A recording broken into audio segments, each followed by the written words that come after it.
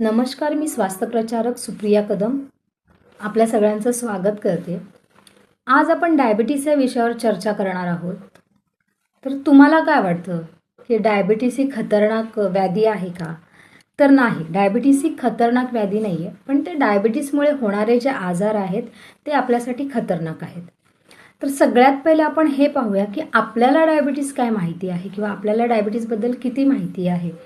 तर आपल्या फॅमिलीमध्ये किंवा आपल्या नातेवाईकांमध्ये कोणाला तरी डायबिटीस झालेला असतो आणि त्याने ती ट्रीटमेंट डॉक्टरांकडून चालू केलेली असते. तेव्हा डॉक्टरांनी काही गोष्टी त्यांना सजेस्ट केलेल्या असतात की तुम्ही गोड पदार्थ खायचे नाही आहेत किंवा भातापासून बनवलेले पदार्थ खायचे नाही आहेत किंवा बटाट्यापासून बनवलेले पदार्थ खायचे नाही आहेत आणि त्यांना औषध दिलेलं असतं.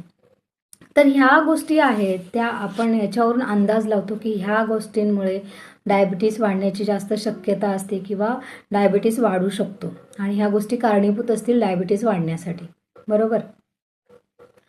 तर ही बेसिक जी माहिती आपल्याकडे आहे, तर याच्या व्यतिरिक्त डायबिटीस काय आहे का किंवा तो काय आहे डायबिटीस हे आपल्याला जाणून घ्यायचं आहे. नुसतं जाणून घ्यायचं नाही आहे, तर त्याच्याबरोबर आपल्याला समजून घ्यायचं आहे की नक्की डायबिटीस काय आहे, बरोबर.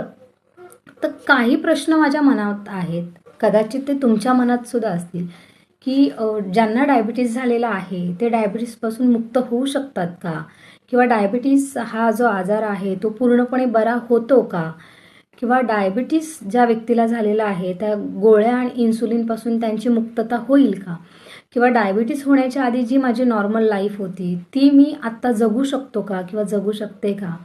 तर ह्या सगळ्यांचं उत्तर हो हे नक्कीच आहे. हे सगळं पॉसिबल आहे, हे सगळं आपण करू शकतो. पण केव्हा?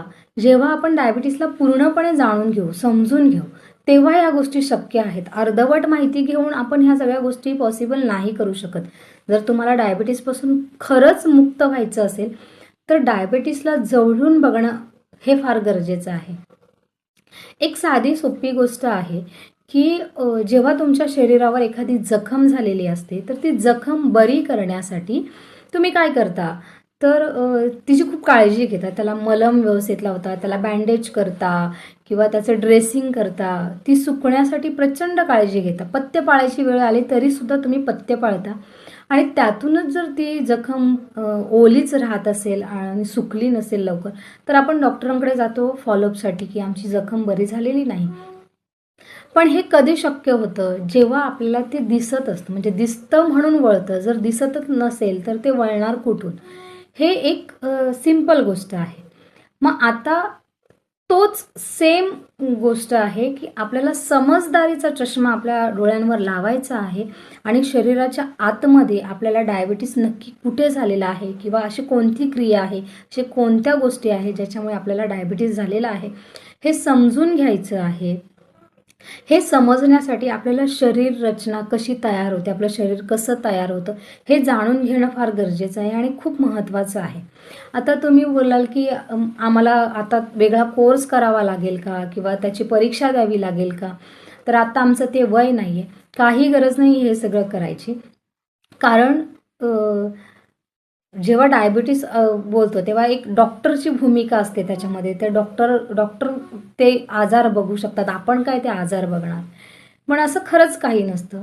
जेव्हा एखादी गोष्ट असते खूप अवघड असते पण आपल्या भाषेमध्ये, आपली जी बोलीभाषा आहे त्या बोलीभाषेमध्ये जर आपल्याला कोणी समजावून सांगितलं तर ते आपल्याला पटकन समजतं. तर तीच मेथड, तीच पद्धत आत्ता आपल्याला वापरायची आहे शरीर समजून घेण्यासाठी. आणि हे शरीर समजून घेत असताना आपण थोडं काळजीपूर्वक समजून घ्यायचं आहे. मोठे मोठे शब्द आहेत किंवा काही सायन्सच्या दृष्टीचे शब्द आहेत तर ते कळलेच पाहिजेत असं काही नाही, पण त्याच्या पाठीमागच्या भावना काय आहेत किंवा त्यांचा उपयोग काय आहे किंवा ते कोणतं कार्य करतात हे समजून घेणं फार गरजेचं आहे. तर चला आपण बघूयात की शरीर कसं तयार होतं. तर आपलं शरीर म्हणजे मानवी शरीर हे ज्यांची गिनती करता येणार नाही असंख्य अशा पेशींनी बनलेलं आहे. मानवी शरीरामध्ये 37 ट्रिलियन पेशी असतात आणि ह्या पेशींनी हे मानवी शरीर बनलेलं आहे. तर आपल्या शरीरामध्ये 11 पेशी मुख्य भूमिका करतात. त्या पेशी अशा आहेत: stem cell, bone cell, blood cell, muscle cell, fat cell, skin cell, epithelial cell, nerve cell, sex cell, pancreatic cell आणि कॅन्सर सेल. हे शब्द लक्षात ठेवणं गरजेचं नाहीये, पण ह्या सेल आहेत ज्या आपल्या शरीरामध्ये आहेत, बरोबर. तर ह्या सेल जेव्हा विशिष्ट कार्यासाठी एकत्र येतात तेव्हा आपल्या शरीरामध्ये ऊती तयार होतात. ऊती म्हणजे टिश्यू तयार होतात आणि हे टिश्यू एका विशिष्ट कार्यासाठी एकत्र येतात तेव्हा ऑर्गन म्हणजे अवयव तयार होतं आणि हे अवयव एकत्र येतात तेव्हा संस्था बनतात. तर आपल्या शरीरामध्ये 11 संस्था आहेत ज्या मुख्य भूमिका निभावतात शरीरामध्ये. ह्या 11 संस्था एकत्र आल्यानंतर पूर्ण शरीर तयार होतं. अशी ही आपल्या शरीराची रचना आहे. बघा, एक छोटंसं आहे, ज्या पेशी आहेत, पेशींपासून म्हणजे सेल्स आहेत, सेलपासून टिश्यू बनलेले आहेत, टिश्यूपासून ऑर्गन तयार झालेलं आहे आणि ऑर्गन पासून सिस्टम तयार झालेली आहे आणि ही सिस्टम मिळून, सगळ्या सिस्टम मिळून हे आपलं पूर्ण शरीर बनलेलं आहे, बरोबर. आता हे झालं शरीर. तर हे शरीर चालवण्यासाठी ऊर्जाची आवश्यकता असते, बरोबर. पण आपल्या शरीरामध्ये मुख्य भूमिका, मुख्य रोल जो कोण करत आहे तर त्या पेशी करत आहे. तर त्या पेशींना ऊर्जाची आवश्यकता असते. आता ही ऊर्जा कुठून मिळते? तर आपण जे जेवण जेवतो त्या जेवणातून, ते जे पचलं जातं जेवण, त्या जेवणातून आपल्याला साखर म्हणजेच ग्लुकोज मिळतं आणि हे ग्लुकोज पेशींमध्ये जातं तेव्हा पेशी ऊर्जा तयार करतात. पण इथे असं आहे, हे जे तुम्हाला चित्र दिसतं आहे त्या चित्रांमध्ये असं दिसतंय की प्रत्येक पेशीच्या वरती एक दरवाजा असतो आणि त्या दरवाजाचं नाव इन्सुलिन रिसेप्टर आहे. ह्या पेशींच्या वरती जो दरवाजा आहे तो इन्सुलिन रिसेप्टर आहे आणि हा इन्सुलिन रिसेप्टर म्हणजे हा दरवाजा उघडल्याशिवाय ग्लुकोजला पेशीच्या आतमध्ये प्रवेश मिळत नाही. मग आता हा दरवाजा उघडण्याचं काम कोण करतं? तर इन्सुलिन करतं. इन्सुलिन जेव्हा हा दरवाजा उघडतो तेव्हा ग्लुकोज पेशींच्या आतमध्ये जातं आणि ऊर्जा तयार होते, बरोबर आहे. तर इथे आपल्याला हे लक्षात येतंय की आपल्या शरीरातली ऊर्जा तयार करण्यासाठी ग्लुकोज, इन्सुलिन आणि इन्सुलिन रिसेप्टर यांची मुख्य भूमिका आहे. या 3 गोष्टींमुळे आपल्या शरीरातली ऊर्जा तयार होते, बरोबर आहे. आता आपण बघूया, हे जे दुसरं चित्र आहे ते इन्सुलिन नक्की काय कार्य करतं आणि ते कसं तयार होतं ते बघूया. हे जे दुसरं चित्र आहे, जे पिवळ्या कलरचं चित्र आहे, जे मक्यासारखं दिसत आहे, ते आहे स्वादुपिंड म्हणजे पॅनक्रिया. इथे बीटा सेल असतात म्हणजे बीटा पेशी असतात. ह्या बीटा पेशींमधून इन्सुलिन तयार होतं. मग हे जे इन्सुलिन तयार होतं, हे जे इन्सुलिन बाहेर पडतं, ते इन्सुलिन आपल्याला ग्लुकोज पेशींमध्ये घेऊन जाण्यासाठी मदत करतं. आता आपल्याला हे कळलेलं आहे की इन्सुलिन नक्की तयार कुठे होतं आणि ते कशासाठी कार्य करतं. म्हणजे इन्सुलिन तयार होण्याची जागा आहे ही जे पिवळ्या कलरचं जे चित्र आहे, ज्याला आपण पॅनक्रियाज बोलतो, तिथे इन्सुलिन तयार होण्याची प्रक्रिया होते आणि ही प्रक्रिया झाल्यानंतर इन्सुलिन रक्तामध्ये येतं आणि रक्तामध्ये आल्यानंतर तो इन्सुलिन रिसेप्टर म्हणजे तो दरवाजा ओपन करायचं काम करतं आणि मग ग्लुकोजला दरवाजाच्या आतमध्ये पाठवलं जातं, बरोबर आहे. तर आता हे आपल्याला एवढं कळलेलं आहे की नक्की ह्या 3 गोष्टींचा काय संबंध आहे एकमेकांशी. तर आता हे 2 आहेत चित्र, जे मगाशी आपण बघितलं, इन्सुलिन रिसेप्टर, तो दरवाजा आणि मक्याचं कणीस म्हणजे जिथे इन्सुलिन तयार होतं. इथेच डायबिटीस होण्याची 2 कारणं आहेत आणि ही मेन कारणं आहेत की इथेच आपल्याला डायबिटीस होतोय. म्हणजे डायबिटीसची जी आहेत मेन कारणं ती हीच आहे. इन्सुलिन रिसेप्टर खराब होणं म्हणजे जो तो दरवाजा आहे तो खराब होणं आणि इन्सुलिन तयार न होणं म्हणजे जे आपण मक्याचं कणीस बघितलं तिथे आपल्याला इन्सुलिन तयार व्हायची प्रक्रिया बंद होणं. अशी ही 2 कारणं आहेत, मेन कारणं शरीराच्या आतली, जी डायबिटीससाठी कारणीभूत आहेत. तर आता सगळ्यात पहिलं बघूया आपण इन्सुलिन रिसेप्टर खराब कसं होतं. एक छोटंसं उदाहरण मी तुम्हाला देणार आहे, म्हणजे चित्राच्या स्वरूपात मी तुम्हाला दाखवणार आहे की तिथे प्रक्रिया कशी होते. तर हे पहिलं चित्र जे आहे, जे तुम्हाला पहिला फोटो जो दिसत आहे त्याच्यामध्ये 2 रूम आहेत. एक लाल कलरचा आहे, तो रक्ताचा आहे आणि दुसरा तो पेशींचा आहे. त्या दोघांच्यामध्ये एक दरवाजा आहे. तो दरवाजा उघडण्याचं काम कोण करतं माहिती आहे ना आपल्याला? तो इन्सुलिन दरवाजा उघडण्याचं काम करतं. तर त्या रेड कलरच्या, लाल कलरच्या भागामध्ये, त्या खोलीमध्ये जे छोटे छोटे चित्र दिसत आहेत तो इन्सुलिन आहे. आणि हा इन्सुलिन तो दरवाजा उघडून ग्लुकोज आतमध्ये टाकणार आहे.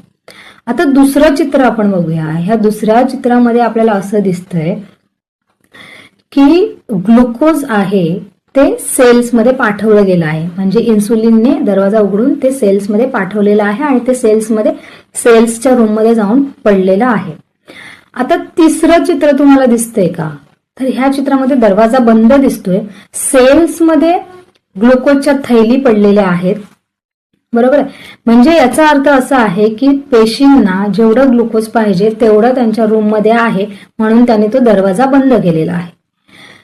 आता हा जो चौथा चित्र आहे, ह्या चौथ्या चित्रांमध्ये असं दिसतंय दरवाजा बंद आहे, सेल्समध्ये ग्लुकोजच्या थैल्या पडलेल्या आहेत ऑलरेडी आणि रक्तामध्ये परत ग्लुकोज जमा व्हायची सुरुवात झालेली आहे. पण तो जो इन्सुलिन आहे तो शांत बसणारा नाहीये. त्याला ते रक्तात ग्लुकोज नकोच आहे, म्हणून तो काय करतो? दरवाजा तोडायचा प्रयत्न करतो. पण त्याच्याने तो दरवाजा अजिबात तुटत नाही. म्हणून काय करतो? तर तो पॅनक्रियाना ऑर्डर सोडतो की मला इन्सुलिनची फार गरज आहे, मला आता इन्सुलिन पाहिजे, हा दरवाजा तुटत नाहीये, तर मला आता पुष्कळ प्रमाणात इन्सुलिन पाहिजे माझ्या जोडीला. तो गुंडागर्दीसारखं इन्सुलिन एकत्र करतो आणि दरवाजा तोडतो. आता ह्या पाचव्या पिक्चरमध्ये असं आहे की सगळे येतात आणि तो दरवाजा तोडतात आणि ते जे ग्लुकोज आहे ते जबरदस्तीने ते त्या रूममध्ये ढकलून देतात, ज्याची गरज नाहीये पेशींना, अजिबात गरज नाही, पण ते जबरदस्तीने ढकलून देतात. मग तेव्हा पेशी काय करतात? दरवाजा त्यांनी नॉर्मल लावलेला असतो, त्याच्यानंतर थोडा घट्ट लावलेला असतो, पण आता त्या पेशी काय करतात की घट्ट बांधून घेतात, त्यांना साखळ्या वेगळ्या लावून घेतात आणि तो पूर्ण दरवाजा बंद करतात एकदम. पण ही प्रक्रिया एकदा होत नाही, ही वारंवार प्रक्रिया होते. दरवाजा तोडणं, मग त्यांना चैन लावणं, म्हणजे ती साखळीने बांधून घेणं, घट्ट करणं, ही प्रक्रिया वारंवार होत असते. त्याच्यात तो दरवाजा जो आहे तो खराब होतो. म्हणजेच काय होतं? इन्सुलिन रिसेप्टर खराब होतो. मग इथे आपल्याला पहिलं कारण सापडलेलं आहे की इन्सुलिन रिसेप्टर खराब का झाला. ही जी प्रक्रिया वारंवार होतीये जबरदस्तीने ढकलायची, म्हणजे ग्लुकोजला, रक्तातून ग्लुकोजला पेशींमध्ये जबरदस्तीने ढकलून द्यायचं, त्याच्यामुळे हे इन्सुलिन रिसेप्टर खराब झालेलं आहे. तर आता दुसरं कारण आहे इन्सुलिन तयार न होणं. आता सेम प्रक्रिया आहे. इथे जे घडलं ते इन्सुलिन भरपूर प्रमाणात तयार झाल्यामुळे दरवाजा तोडण्याचं काम केलं आणि ते वारंवार प्रक्रिया झाल्यामुळे दरवाजा खराब झाला. आता इकडे काय झालंय?